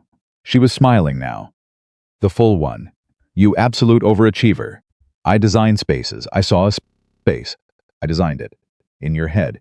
Without being asked. It was involuntary. Nothing about you is involuntary." She said it like a compliment. Which it was. You're the most intentional person I've ever met. Is that good? She looked at him across the table, her hand in his, her eyes certain. It's exactly what I needed, she said, even when I didn't know I needed it. They stayed until the restaurant was nearly empty. They walked home close enough that their arms touched for most of the last block. And when they reached the building door, she punched in the code and held it for him. And they rode the elevator to the second floor in comfortable silence. They stood in the hallway between 4A and 4B, equidistant from both doors. Dinner was good, she said. Dinner was excellent. The wine was right. You gave me good parameters. You followed them exactly. She tilted her head. Most people get close and figure close is enough. Close isn't enough. She looked at him. No, she said. It isn't. He stepped forward and closed the remaining distance between them and kissed her. And she kissed him back with the same decisive quality she brought to everything, not tentative, not testing, but fully there, fully committed, the way she laughed and cooked and argued and lived. Without apology, without measuring the space she was allowed. When they separated, she kept her eyes closed for one extra second. Then she opened them and looked at him and said, Okay, he said. Same time tomorrow? I'll knock on the wall. She stepped back toward 4A. Knock twice so I know it's you. Who else would it be? Just knock twice. She had her keys out. She was smiling and not looking at him. The private smile, the one that was just for her, and that he happened to be close enough to see. Good night, Daniel. Good night, Olivia. She went inside. He stood in the hallway for a moment, alone between two doors, and felt the specific quality of the air that follows something that cannot be undone, and that you do not want undone. Something that changes the dimensions of a space, that makes the same hallway you have walked for 11 months feel like somewhere you are arriving for the first time. He went into 4B. He sat on his couch, his own couch, familiar, exactly as he'd arranged it, and he did not turn on the television, or open his laptop, or pour a drink, or do any of the things that constituted his carefully constructed routine. He sat in the quiet and thought about 4 days, and a flood and a woman who cooked when she was scared and grabbed wrists in the dark, and sang badly to Carole King albums through a shared wall on Tuesday mornings. He thought, I have been next door to her for 11 months, he thought. I will not waste another day of it. He knocked twice on the wall. A pause. 2 knocks came back. He leaned his head against it and closed his eyes, and for the first time in 3 years, the silence felt like company. 2 knocks on the wall became their language. Not a substitute for words, in addition to them. A shorthand that said, I'm here. I'm thinking about you. The 40 feet between our doors is not distance. It's just architecture.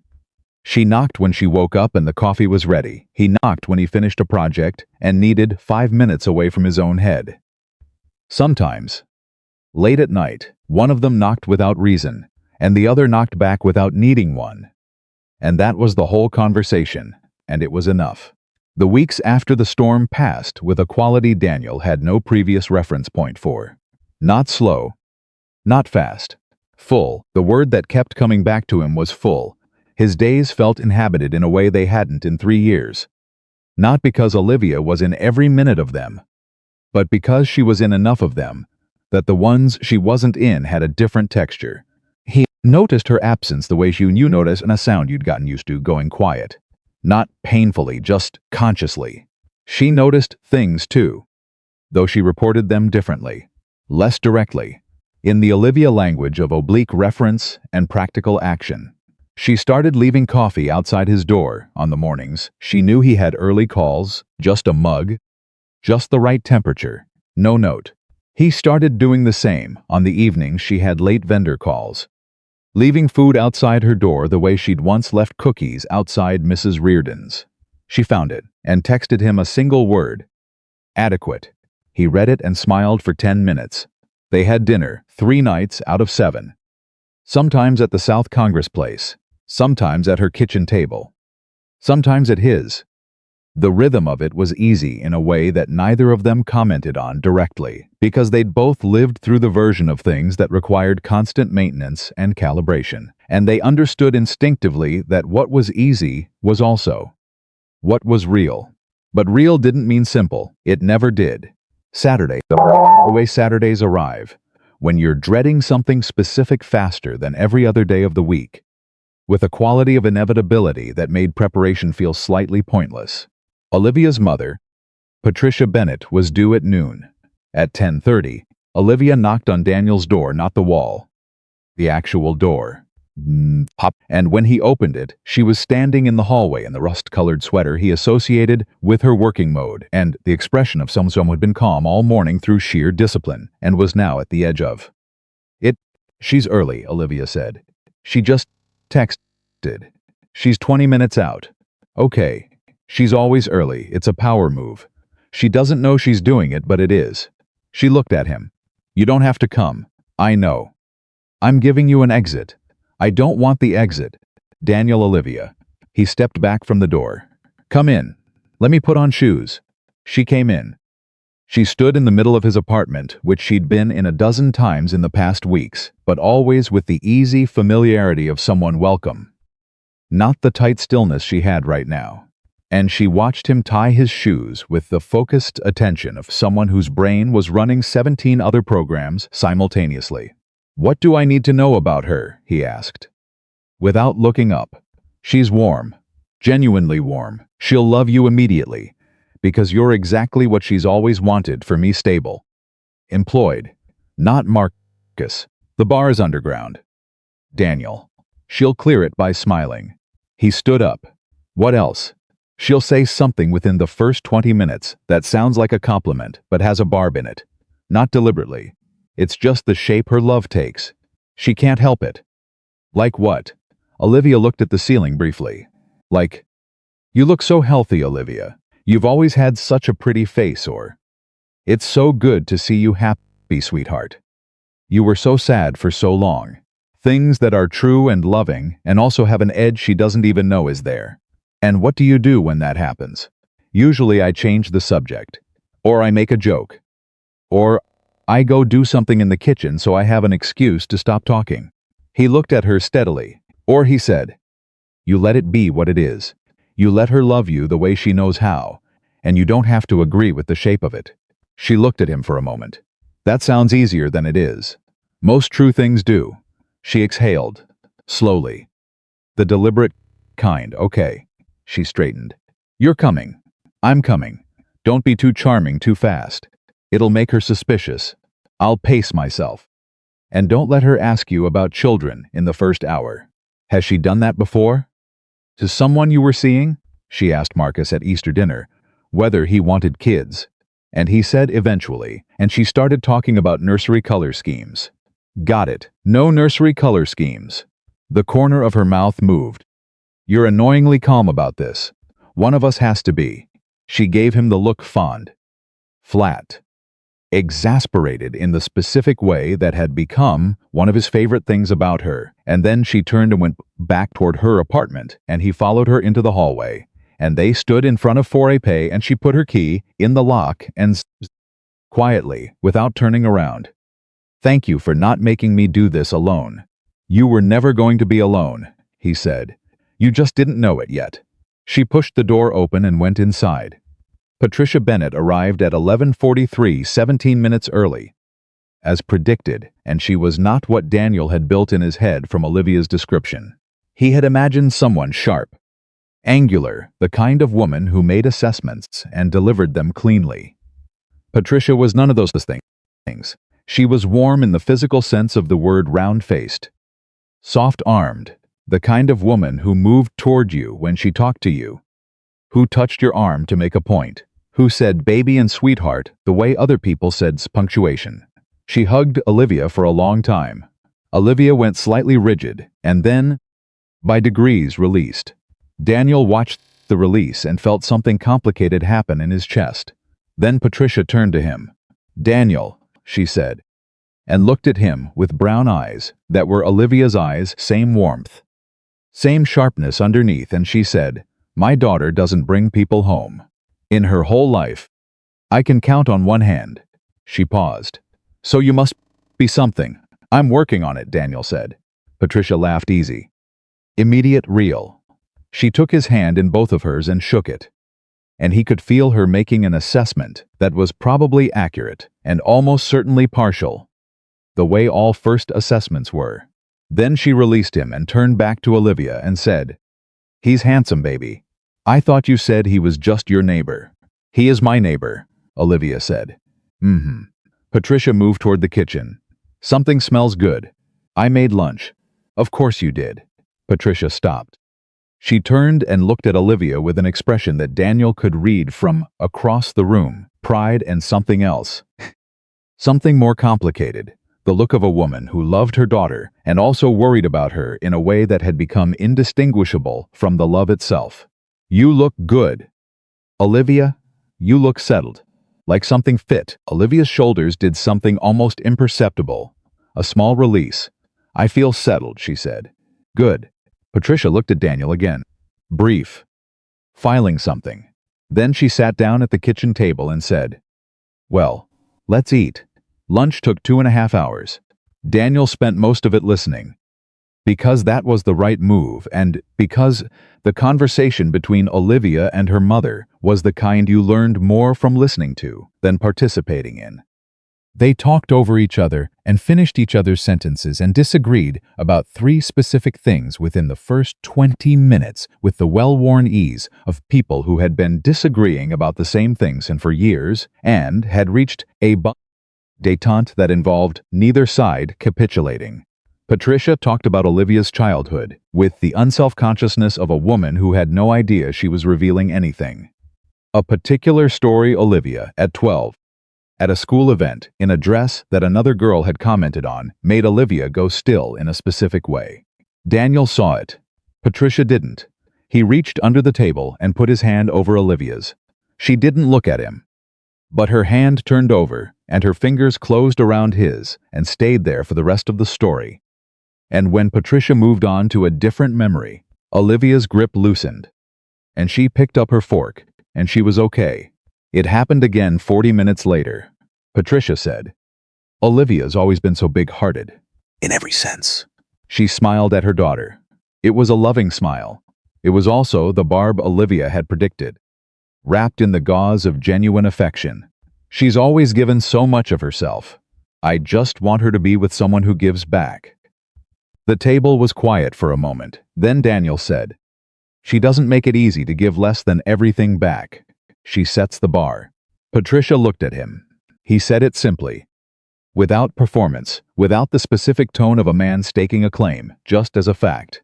"The way you said it was a cold winter, or the traffic was bad on the freeway.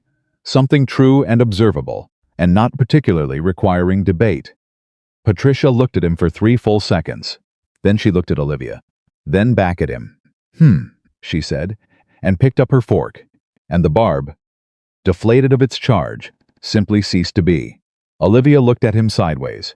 Her expression said, "How did you do that?" His said, "I told you I'd stay in the room." Patricia left at 3:15. She hugged Olivia for a long time again at the door. And this time Olivia hugged back first. At the last second, Patricia reached past Olivia and squeezed Daniel's arm. Once with a grip that was surprisingly firm for a woman her size. And she said, "You're good for her, matter of fact. Not a question." "She's better for me," he said. Patricia nodded, satisfied, and left. The door closed. Olivia stood facing it for a moment. Then she turned around and walked directly to Daniel and put both arms around him and pressed her face against his shoulder, and he put his arms around her and held on, and she said, muffled against his shirt, "I didn't fall apart." "No," he said, "you didn't. I wanted to. Twice. I know. You held my hand." "Yeah." She pulled back far enough to look at him. Her eyes were dry but bright in the specific way of someone who has held something together through will and is now in the safe zone. "I didn't need you to rescue me," she said. "I want you to know that. I know. I just needed someone in the room." "Yes." She searched his face. "You were in the room. I'll always be in the room." She looked at him for a long moment. And then she kissed him. Not the considered, deliberate kiss of the hallway after their first dinner, but something faster, more urgent, the kiss of someone who has just survived something, and is acutely aware of who they survived it with.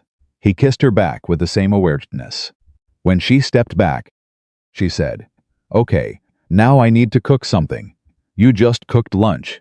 That was performance. Cooking. I need processing cooking." She was already moving toward the kitchen. "Sit down. What are you making?" "Something complicated." She pulled out a cutting board. "And while I make it, I'm going to tell you something I've been carrying around for 3 weeks and haven't said yet." He sat down. "Okay." She started cutting, and she didn't look at him, and she talked.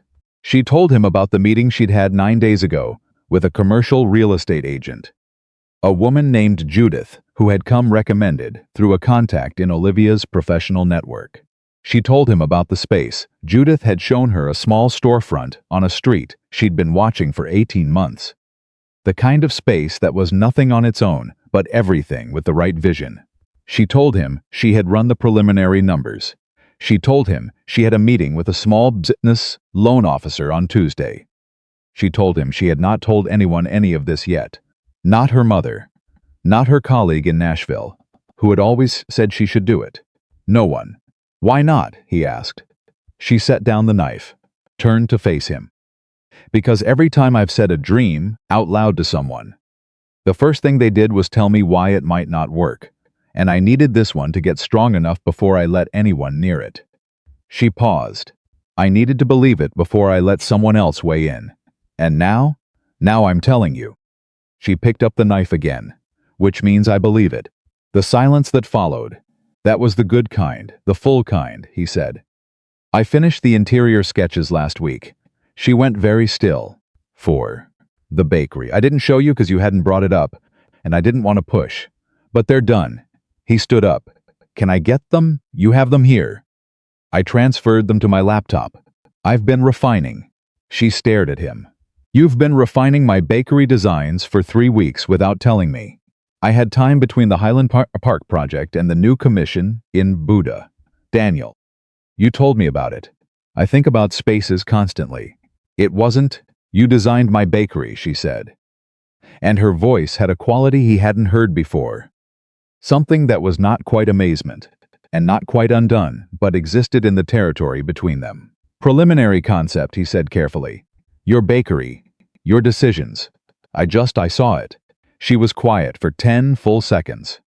"Go get the laptop," she said. He went and got it. He sat beside her at the kitchen counter and opened the design files. And she leaned in close, and he walked her through it, the open kitchen concept that let customers see the work happening. The counter placement that created natural flow without crowding. The lighting design that made the space feel warm without being dark. The small reading area in the back corner that he'd added on instinct because he'd imagined her wanting a place where someone could sit for an hour with a coffee and a book and not feel rushed. She didn't say anything for a long time. He watched her look at the screen with the focused, still attention she brought to things that mattered. Then she said, "The reading corner. Yeah, I never told you about that." "No, I had it in the notebook." The green notebook in the kitchen drawer. A reading corner in the back, with good chairs. She looked at him. "I never showed you the notebook." "No," he said carefully. "I found it by accident. I didn't open it. I just saw the cover." "But you—" She stopped. "You knew about it somehow." "No. I thought about who you are.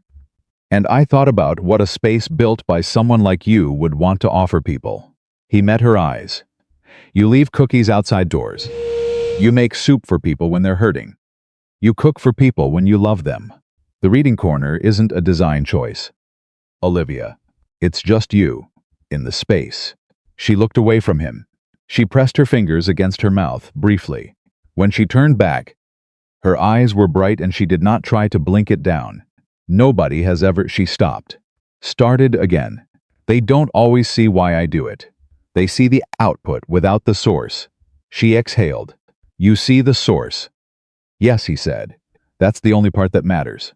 She looked at the screen again. She scrolled slowly through the designs.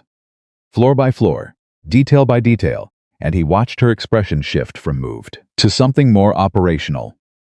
The professional part of her engaging. And she started asking questions pointed.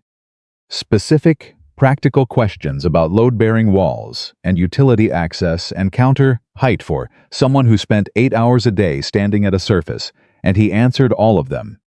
And they went back and forth for an hour.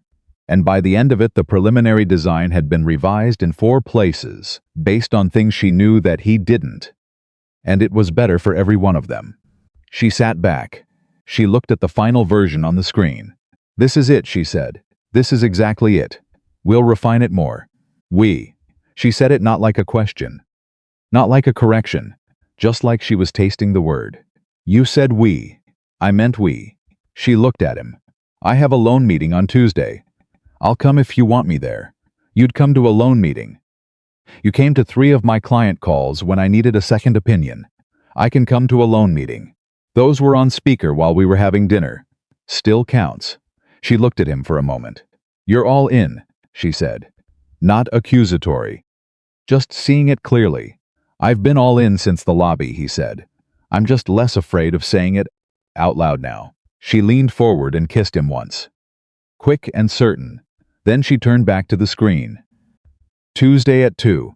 The bank on South Lamar. I'll be there." She nodded and went back to her cooking, and he went back to the laptop, and they existed in parallel.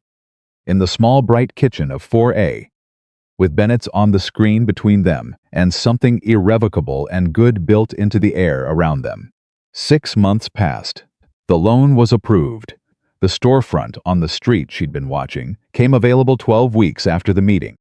And she signed the lease on a Thursday morning, alone.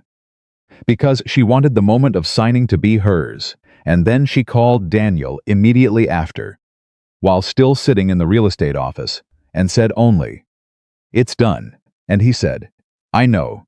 I've been waiting by the phone for an hour," and she laughed so hard the real estate agent looked up from her desk. The build-out took 3 months. Daniel designed it, oversaw the contractor, made decisions with her, and deferred on the ones that were hers to make, which was most of them. He learned when to push and when to step back, which was a skill he had never fully developed before, and which turned out to be, in every context, the most important one. She learned to let him in on the parts she was scared of, the financing details, the staffing decisions, the moments at 2 in the morning when the of everything she was building felt larger than she could hold, and he learned that letting someone in on those parts did not require having solutions for all of them. Sometimes being let in was the whole thing. Her mother came back in March for the soft open. She walked in the door and looked around and said nothing for 30 seconds. And Olivia stood behind the counter and watched her mother's face and held her breath. And Daniel stood off to the side and held his breath.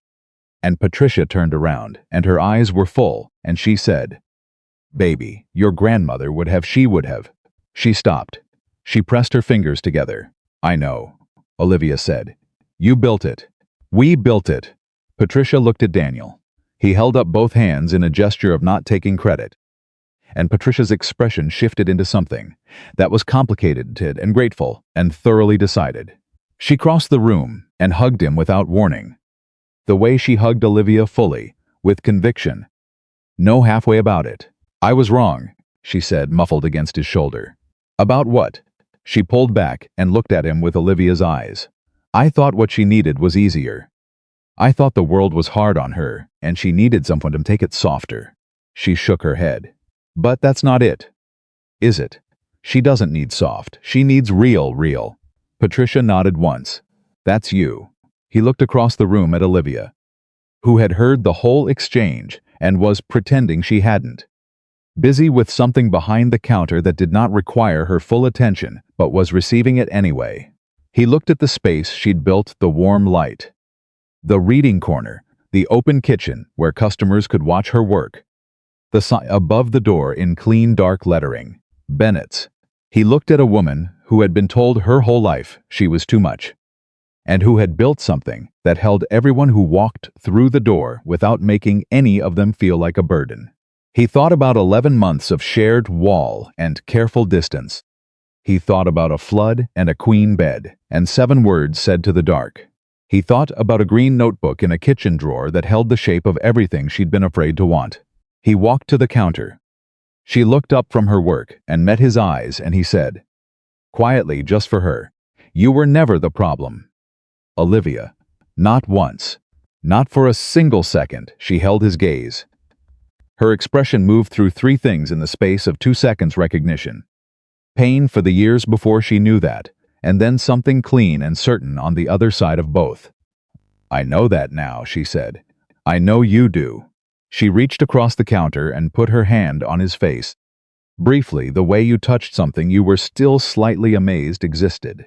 Then she dropped her hand and said, "Go sit in the reading corner. I'm about to start the first real service, and I need the counter." "Yes. And tell my mother to stop crying before the customers arrive." "I'll try." He went to the reading corner. It had 2 good chairs. Exactly right. With a small table between them and a lamp that gave off the specific quality of warm light that made you want to stay. He sat in one and left the other empty and thought about all the rooms he had ever designed for other people and how none of them had felt like this chosen. Arrived at, built by 2 people who had both been broken in ways that left them with the specific knowledge of what they actually needed, who had taken the longest possible route toward each other through floods and bad timing, and 3 years of careful solitude, and 11 months of shared walls, and 2 knocks in the dark. He took out his phone. He texted her from across the room. "The reading corner is perfect." She looked up from the counter. She read it. She typed back without looking down at the phone. "I know, I had a good designer." He typed, "You had a great idea." A pause, then, "We had a great idea." He put his phone in his pocket. Outside, Austin went about its Saturday morning. Inside Bennett's, Olivia's first customer of the day pushed through the door, a woman with a stroller and tired eyes, and the expression of someone who needed coffee and something sweet, and a few minutes of sitting somewhere that felt like it had been made for her. Olivia looked up and smiled. The full one. The unedited one. "Welcome," she said. "What can I get you?" And Daniel watched from the reading corner and thought, this is what love looks like when it's done right. Not grand, not loud, not perfect in its composition or clean in its origins, or arrived at without cost. Just this. A woman behind a counter, finally in the space she was always supposed to occupy. A man in a corner, save for she knew he existed. 2 people who had separately survived the particular wreckage of believing they were unloved, who had found each other across 40 feet of hallway and a shared wall and decided, in the quiet and the dark and the ordinary, unspectacular daily texture of it, to stop treating distance as safety, she had said. The night of the storm, that sharing a bed meant nothing. She had been wrong about that. She had been wrong about a lot of things. The way you were wrong about things that fear taught you completely, and with the full conviction of someone who had reason to believe them. But she knew the truth now, and the truth was this. The right person did not arrive with promises or conditions, or a careful accounting of what you owed them for choosing you. The right person showed up with a flashlight in a flood and made the correct scrambled eggs and held your hand under a table when your mother said something with a barb in it and designed the reading corner without being asked, because they had listened, really listened to who you were, and they stayed. In the room, in the building, in the wall-knock distance of every hard morning. They stayed not because it was easy, because it was real, and real, for 2 people who had spent years surviving on the absence of it, turned out to be the only thing worth building a life around. 2 knocks on a shared wall, every morning without fail, always answered.